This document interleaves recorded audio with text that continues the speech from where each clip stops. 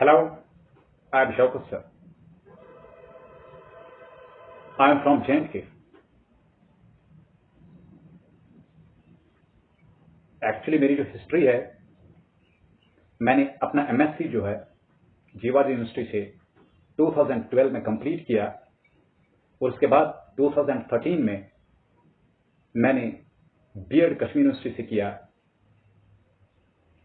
और after 12th के बाद एक्चुअली जो मेरे सब्जेक्ट्स थे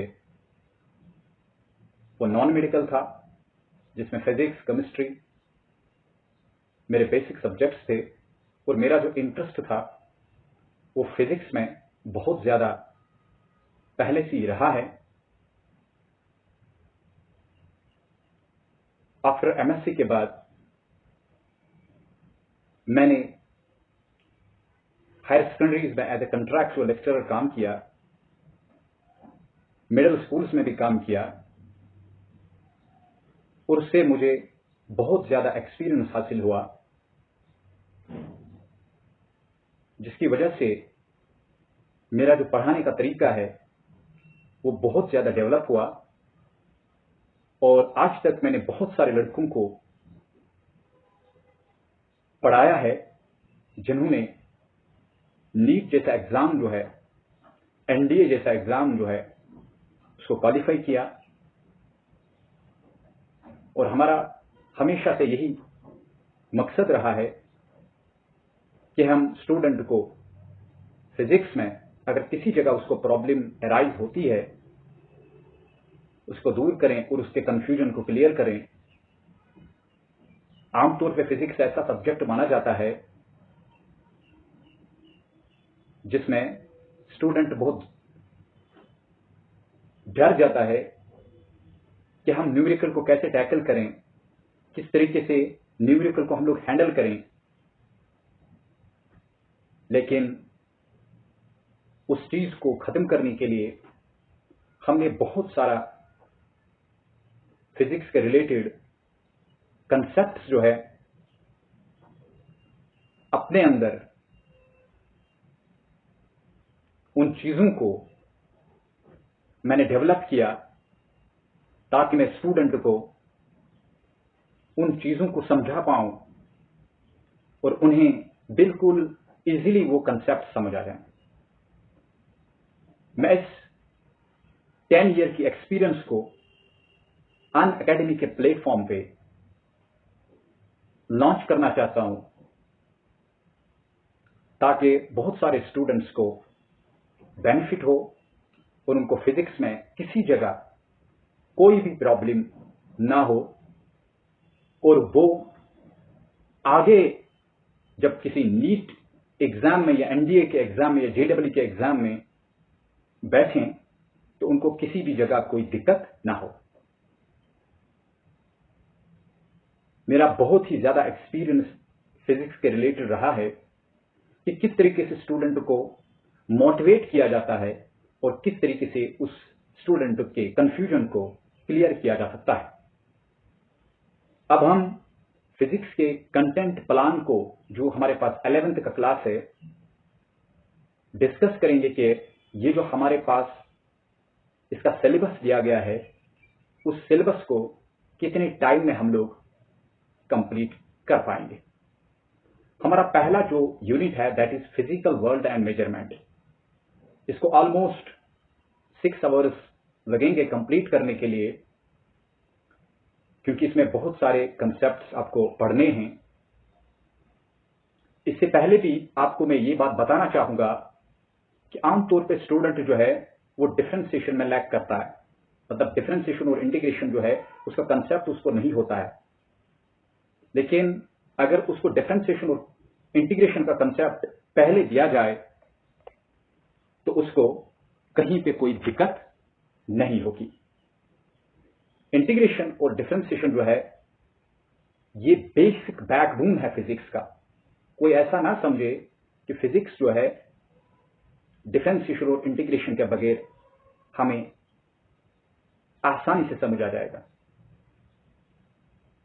इसको जब मैं ऑफलाइन में पढ़ाता हूं तो उसमें हम इसको पहले पढ़ाया जाता था तो हम इसको 40 क्लासेस में कंप्लीट करते थे, लेकिन अब ट्रेंड जो है चेंज हो चुका है और बहुत ज्यादा एक्सपीरियंस की वजह से हम उन्हीं कंसेप्ट्स को आगे ले आते हैं जो बिल्कुल आपको जरूरत होते हैं। तो ऑलमोस्ट इसके 6 आवर्स लग सकते हैं। उसके बाद हमारे पास काइनेमेटिक्स जो है बहुत ही बढ़िया यूनिट है, अच्छा खासा मटेरियल इसमें है और इसमें लगभग 10 आवर्स का टाइम लग सकता है। बहुत सारे कंसेप्ट स्टूडेंट्स को अंडरस्टैंड करने हैं,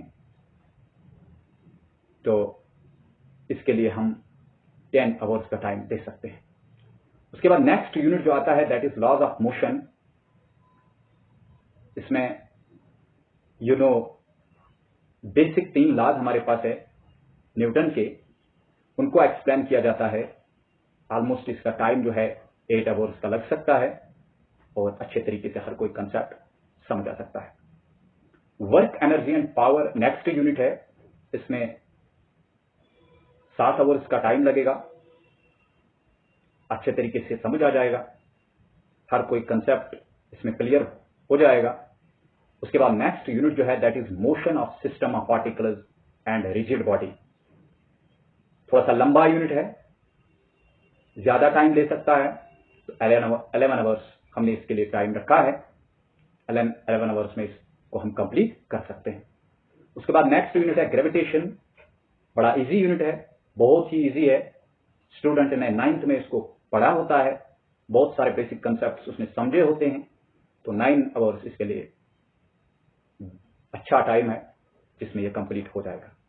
प्रॉपर्टीज ऑफ बल्क मैटर, ये नेक्स्ट यूनिट है, लंबा चैप्टर है। इसमें हमारे पास प्रॉपर्टीज ऑफ सॉलिड्स, लिक्विड्स और उसके बाद गैसेस का पढ़ना पड़ेगा अलग अलग, तो 12 आवर्स इसके लिए सफिशिएंट है, टाइम कंप्लीट हो सकता है।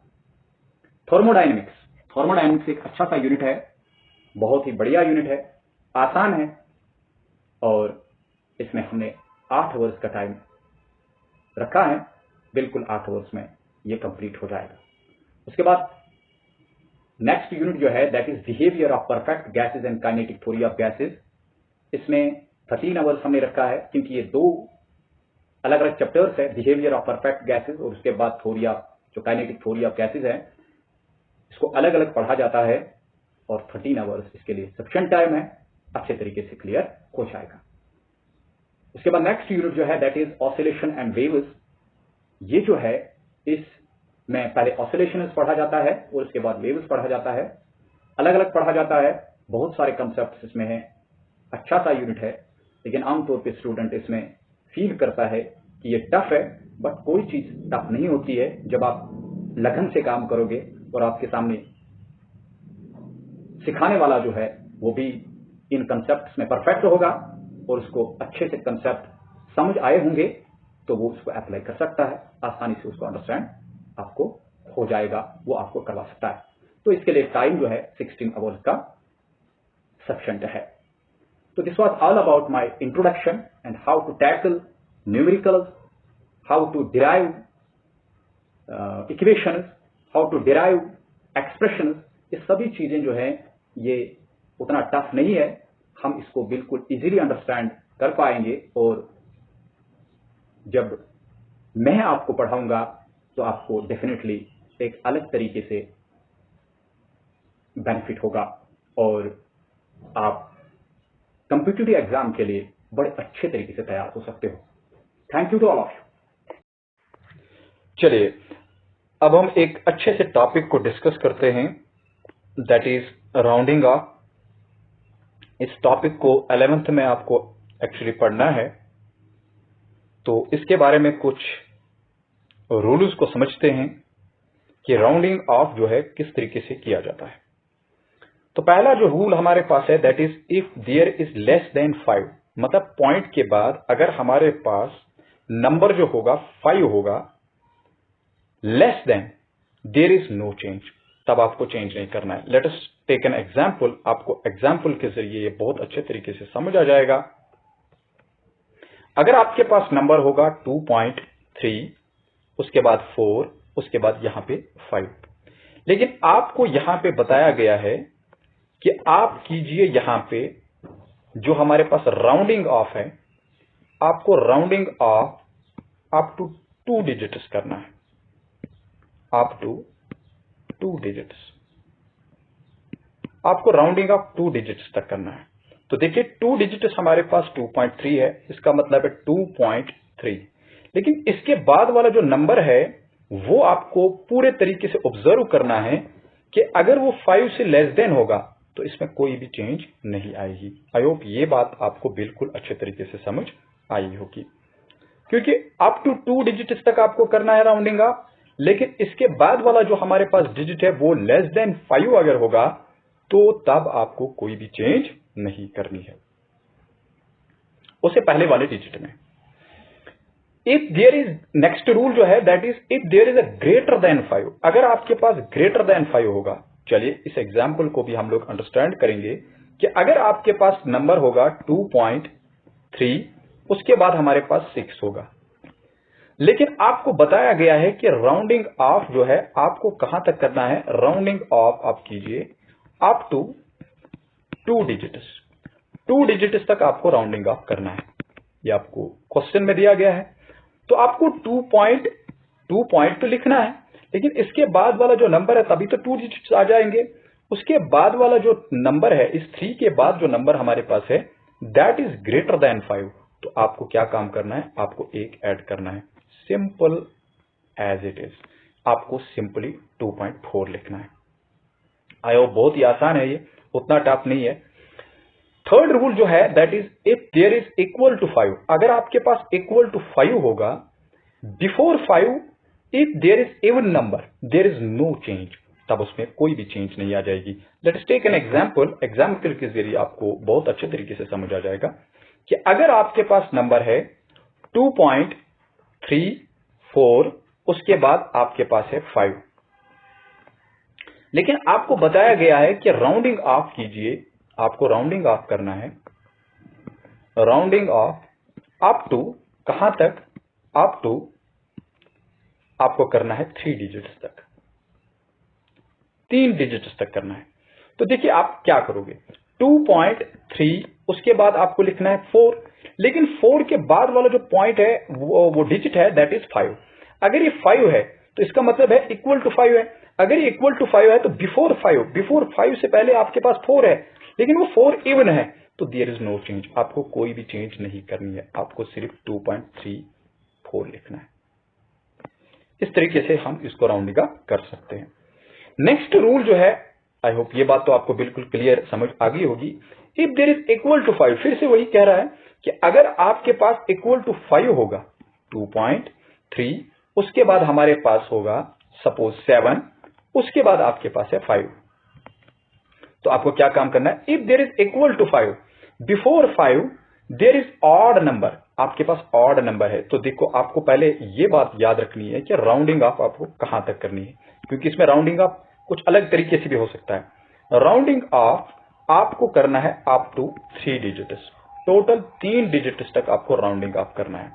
तो देखिए आपको क्या काम करना है, 2.3 उसके बाद 7 आप लिखोगे, लेकिन इस 7 के बाद तो 5 है, लेकिन 5 से पहले हमारे पास जो नंबर है वो 7 है, और वो 7 हमारे पास ऑड है, अगर वो ऑड होगा तो हमें एक ऐड करना है, तो हमें लिखना है 2.38। आई होप ये बात भी आपको अच्छे तरीके से समझ आ गई होगी, बहुत ही आसान है, उतना टफ नहीं है। और इंपॉर्टेंट पॉइंट आपको और एक याद रखना है कि अगर हमारे पास जीरोस हमारे पास होते हैं, इनिशियली हमारे पास नंबर के 0 होते हैं डेसिमल में, तो इन जीरोस को हम लोग बोलते हैं लीडिंग जीरोस, और जो हमारे पास फाइनल में 0 होते हैं 2.345 उसके बाद कुछ जीरोस होते हैं, तो इनको हम लोग बोलते हैं ट्रेलिंग जीरोस। आई होप ये सभी बातें आपको समझ आ गई होगी। इसके बाद सिग्निफिकेंट फिगर्स भी है, लेकिन वीडियो बड़ा लंबा हो जाएगा, इसलिए इस चीज को हमने बिल्कुल आसान तरीके से डिस्कस किया, अच्छे तरीके से डिस्कस किया कि कहीं पे जब हमें राउंडिंग ऑफ करना होगा तो हमें पहले ये फाइंड आउट करना है कि कहां तक आपको राउंडिंग ऑफ करना है, तो वो राउंडिंग ऑफ आपको समझना है कि कहां तक करना है। देखिए अगर इसी नंबर को, ये वाला नंबर जो है, अगर इसको हमें करना होगा ओनली राउंडिंग ऑफ करना है 2 डिजिट्स तक, rounding off up to 2 digits, up to 2 digits, तब तो इसका अलग हो जाएगा। देखो किस तरीके से 2.3 जो हमारे पास है ये तो मुझे लिखना है, लेकिन इसके बाद वाला जो नंबर है वो हमारे पास 5 से ग्रेटर देन है, तो यहां पे कौन सा रूल अप्लाई होगा, वो हमारे पास सेकंड वाला रूल अप्लाई होगा, तो यहां पे 2.4 आ जाएगा, क्योंकि आपको पता है कि हमें 2 डिजिट तक ही करना है। ऐसा नहीं समझना कि यहां पे हमने 2.38 लिखा और यहां पे हमने 2.4 लिखा, इसका रीजन होता है, इसका कोई ना कोई रूल होता है, उस रूल को आपको अंडरस्टैंड करना है। तो रूल्स हमने आपको पहले ही बताए कि इन रूल्स को अंडरस्टैंड आपको करना है और अच्छे तरीके से इनको याद रखना है। आई होप सभी चीजें आपको समझ आ गई होगी। Thank you to all of you.